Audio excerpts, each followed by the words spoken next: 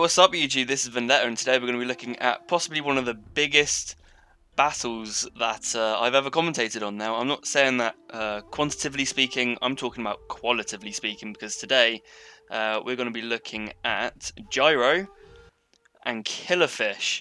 Now, you may be thinking, whoa, Vendetta, you never do sort of competitive commentaries, gameplays. Well, if you've got me on your Steam list, you may have realised that I've joined the DD clan, so the Dokusai, as I like to call them.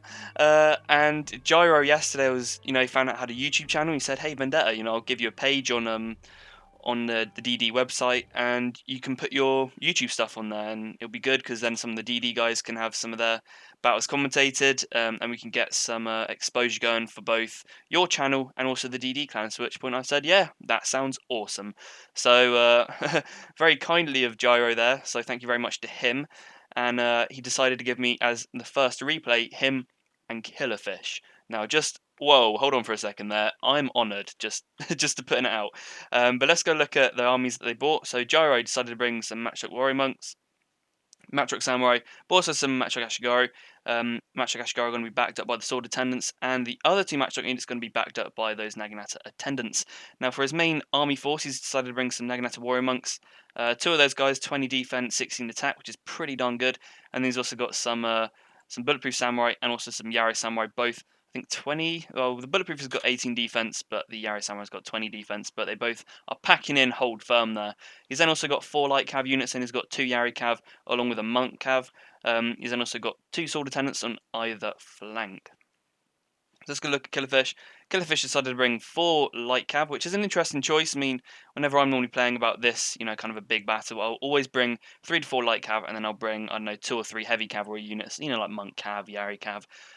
Because on their own, light cav are not too great, although they are an excellent unit for negating charges, chasing down matchlocks to prevent them from firing, and also screwing up the enemy formation whenever they're trying to run around the map. You can really catch a lot of armies out and win purely based on that kind of a tactic.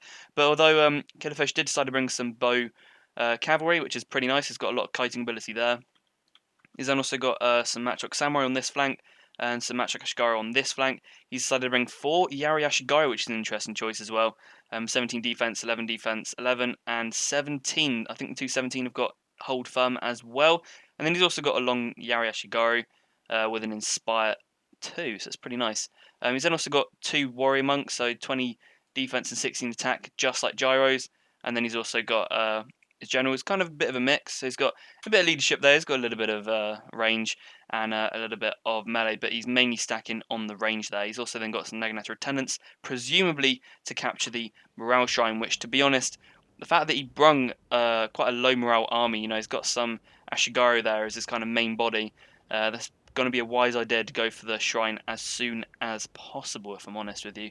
But yeah, just want to say further again, thank you for Jiro for setting up the page for me, and also for giving me this replay, because this is really going to stretch the limit of my commentating ability. I mean, trying to keep up the micro of these guys is going to be pretty darn difficult, so I'll try and do the best that I can.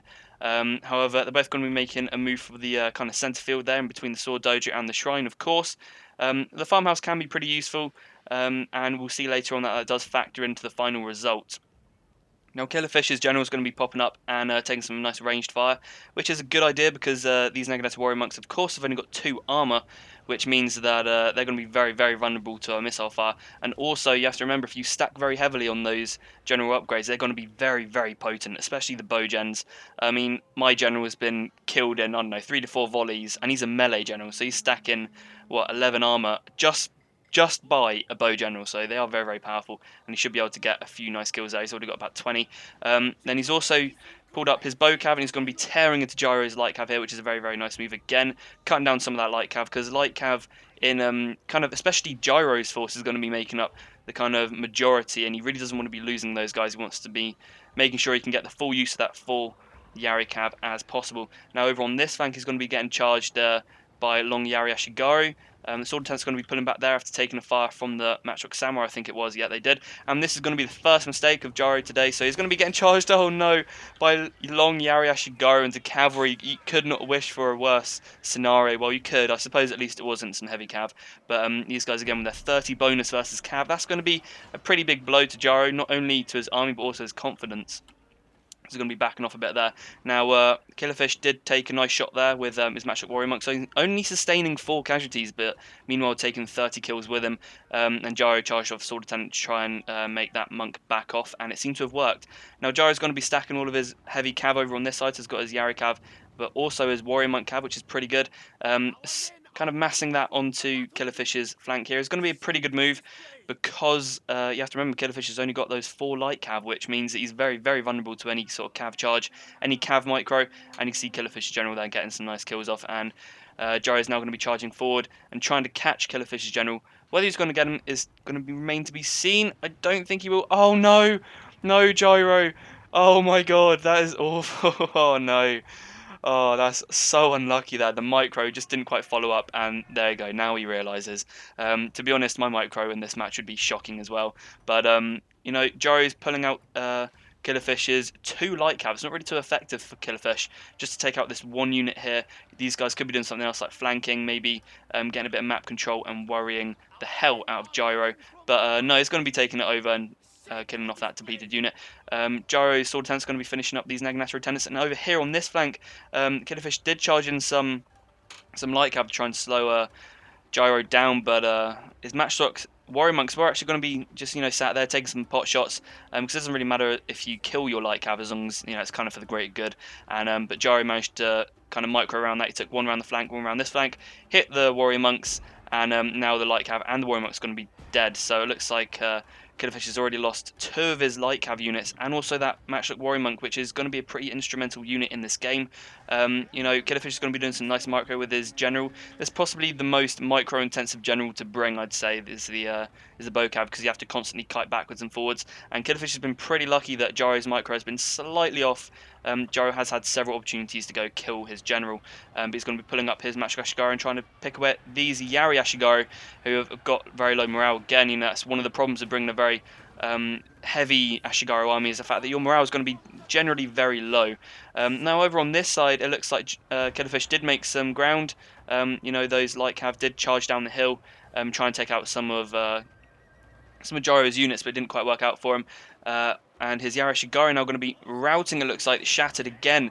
What I was just saying a couple of seconds earlier, you're going to be bringing an Ashigaru army. You have to be prepared to, you know, look out for that morale deficit. And the Matchlock Samurai, for some reason, now going to be getting into combat with these Warrior Monks, which is definitely not something you want. And the Naginata Lieutenants, if I were Jiro, I'd probably send them into the long Yari, or just in front, so they don't come and support these Matchlock Samurai and also these Yari Ashigaru. I think these Matchlock Ashigaru have actually glitched out, in fact. But over on this side, Jiro did send in his cavalry, kind of to die a little bit. I think he may have forgotten about him for a split second, and Killerfisch managed to sweep up all of Jiro's heavy cav on this flank. Now over here in the centre, it looks like the Yari Ashigaru are going to be mopped up by the Naginata Warrior Monks, and also Jiro's kind of Matchlock Ashigaru, they're going to be coming back from routing. Now over in the centre, looks like Killerfisch is getting a little bit too close for comfort there. His general has only got 7 men left, so he's going to have to be very, very careful about where he places those. And his Matchlock Ashigaru are going to now be tearing into these bulletproof samurai, who again have got that 9 armor, so they should do pretty decently against any ranged units. And I think Jiro may be sending forward this light cav into this Matchlock Ashigaru, which would again be a very, very nice move to try and stop him from getting any map control, but also taking any shots at his army. Now over on this flank, it looks like the Sword Lieutenant's now going to be charging into the Yari Ashigaru if Jiro decides to send them in. I'm surprised that both of these players have got a few little micro errors, because you know, I can imagine the intensity of playing this game must be pretty darn big. But over on this flank, it looks like you know, these long Yari Ashigaru have had multiple chances to kind of rout. Their morale has been pretty poor all this time, although they are easily taking on these Naginata Warrior Monks, easily kind of chopping up Jiro's general there. He probably doesn't want to be in combat with those. Again, these guys are kind of glitched out. I'm not sure what quite happened there. I think it might be to do with the replay. And Jiro's Matchlock's now peppering away, and Killerfisch is going to be getting a nice charge off with his bow cav in the centre. which, to be honest, is a very nice idea because it's very good to see a player brings a lot of bocav, to then actually use the versatility of his bocav and use them for not only ranged but also a bit of melee. It can be a very, very worthwhile thing to do, and especially seems that Matchlock Samurai aren't the best in melee combat. It's definitely a kind of worthwhile thing to execute. Now, Killerfisch is very wisely taken back his Matchlock Ashigaru over here, and I think over on here his Matchlock Ashigaru have also been taken back. He actually had 3 Matchlock units, which I didn't know about. I think he had 1 hidden. And his Naginata Warrior's going to be fleeing there with only 50% health, which isn't too great for him, but he's going to be putting up his units because he has kind of got the midfield here, although I think Jiro at this point has got the farmhouse and the shrine, so his units will definitely be in the lead at this point, although quantitatively speaking he hasn't got the most units, but qualitatively he definitely has got the best units. He's still got 50% health from those bulletproof samurai, which are pretty good. Well, I say 50% health, they just got churned down a little bit, but half of Killerfisch's army is en route. And also I think his general by this point is also dead, which again for a very low morale army is not really the best thing you ever want to be doing. Ashigaru is not going to be feeling too great, when a general has died, for example, but Jiro is going to need to chase down these bocav and kill them, because bocav is exceptional. Bocav is one of those units which is exceptional in the late game because, you get to this late stage game and just look at it. We've got depleted units everywhere, well, apart from that unit over there. But, it gets to that stage in the game where a lot of units are depleted, most of the armies have been lost, and pretty much it's very easy to just kite around with bocav because also the early mid-game kind of cav engagement has gone by this point as well, so bocav have usually got the free reign of the field, although Jiro's general is still left, so chasing down this bocav would be a very, very wise move if he chooses to do that, because really he could just get picked off if Killerfisch's army stays in for long enough. But the morale of Killerfisch's army is still, again, as I say, not doing very well. It's really what's killed him in this battle so far, and he's going to get a nice sort of rear charge there as Jiro against Killerfisch's matchlocks, and that's going to be the end of those matchlocks as they are now broken. Now, Killerfisch's really only chances to kind of keep these bocav in the fight. He also needs to keep these long arrows, because again, with that 19 kind of defense and got an inspire button, that will be exceptionally helpful if he can get those guys in and fighting. He's trying to capture the I think, what is it, the sword dojo, which would help him out slightly in the melee combat phase, but as you can see here, as I was saying earlier, because Jiro went for that farmhouse, he has now got, he's got increased fatigue resistance, he's also got increased speed, which means that, of course, he's run his bulletproof samurai across the map, and they're not even tired. Look, I think they're still fresh, surprisingly, and Naginata warrior monks, of course, they are going to be very tired, and these Matchlock Ashigaru have been kiting, but I think Jiro's only just going to manage to get them with his bulletproof samurai. But over on this side, Jiro's still kind of got his work cut out. He still has to deal with these guys. 152 kills, which is very good, and 82 of them as well. But their morale, again, as I say, morale again is still not going too well for Killerfisch. And Killerfisch, I think, is going to have a bit of a micro lapse, and Jiro may just kind of get in and charge, and no, he won't.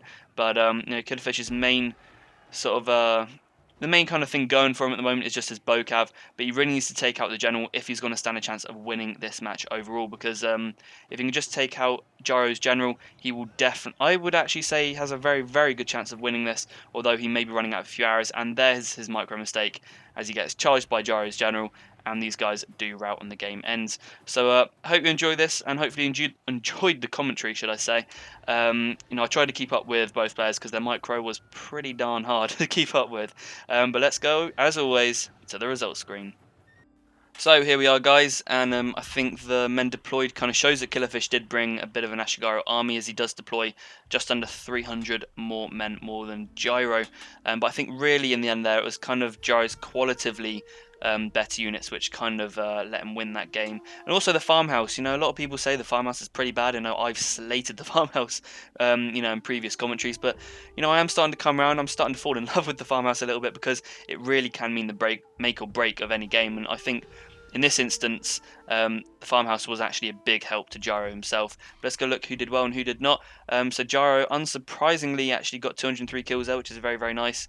Melee generals are pretty overpowered, and that's generally why I like to bring them. And Naginata warrior monks doing very nice there, getting a good 130, 140 kills apiece. And I think really the light cav is going to be down there at the bottom. Yeah, unfortunate light cav there, losing 44 men and only 3 kills. Not the most cost effective, but you know, at the end of the day, Jiro's still in the game, I suppose. Matchstock units all did pretty decently, 50 kills apiece. And the Yari Cav did very well holding down that flank and also giving Jiro a little bit of map control. So the long Yari Ashigaru held in there surprisingly. I mean, I've watched this replay a couple of times by now, and really, these long Yari Ashigaru have been near breaking point, you know, almost the whole match. You know, their morale has really not been too great, but to pull off 156 kills is pretty darn good. And the Bocav there getting 132 kills, which is always a worthwhile unit, especially if you can double the amount of kills that you've deployed. Again, Killerfisch did very well there with his micro. I'm not sure what happened to the other Bocav though.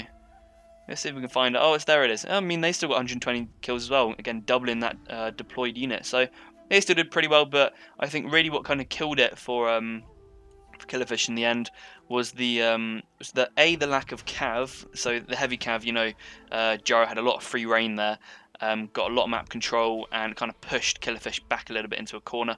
But also the Ashigaru army, the fact that his army was so low in morale, that really did factor into Jiro winning, I think, this battle. Because, I mean, I've got some 9 Chevron Yari Ashigaru, you know, some with hold firm, with 20 defense, and sometimes they'll still break even if they've got over 100 men, so that can be one of the big issues of bringing an Ashigaru army. But nonetheless, it was a great battle to see, and thank you again to Jiro for giving me this replay, and some of the other DD guys will probably give me some replays to do as well. So hopefully the kind of quality of replays you guys will be seeing on my channel should increase quite dramatically, and hopefully we'll be able to keep this all going. And yeah, I thank you guys for watching, and this is Vendetta, and bye-bye for now.